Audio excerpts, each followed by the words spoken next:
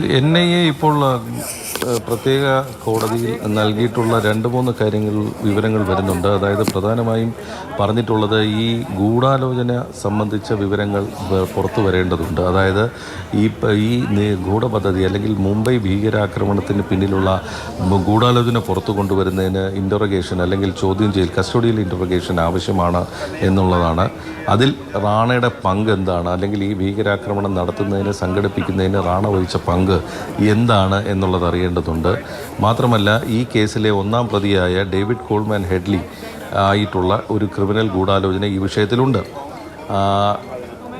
ഇന്ത്യയിലേക്ക് വരുന്നതിന് മുമ്പ് തഹാവൂർ റാണ ഡേവിഡ് കോൾമാൻ ഹെഡ്ലിയുമായി വളരെ വിശദമായി തന്നെ ഈ ഭീകരാക്രമണ പദ്ധതി ചർച്ച ചെയ്തിരുന്നു എന്നാണ് ഇപ്പോൾ NIA കോടതിയെ അറിയിച്ചിരിക്കുന്നത്.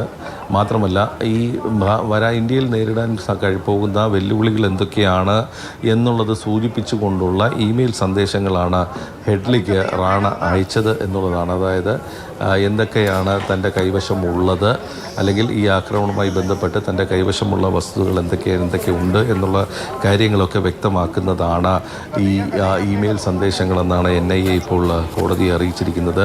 മാത്രമല്ല ഇലിയാസ് കാശ്മീരി, അബ്ദുർ റഹ്മാൻ എന്ന് പറയുന്ന 2 ഭീകരർക്ക് ഈ മുംബൈ ഭീകരാക്രമണവുമായി ബന്ധപ്പെട്ട പങ്ക് അത് വ്യക്തമാക്കുന്നതും ഈ ഇമെയിൽ സന്ദേശങ്ങളിൽ കാണാമെന്നുള്ളതാണ് NIA ഇപ്പോൾ കോടതിയിൽ അറിയിച്ചിരിക്കുന്നത്. അതായത് വളരെ വിശദമായിട്ടുള്ള വാദം തന്നെയാണ് ധ്യാൻ കൃഷ്ണനും അതോടൊപ്പം തന്നെ നരേന്ദ്രമനും കോടതിയിൽ മുന്നോട്ട് വച്ചിരിക്കുന്നത്.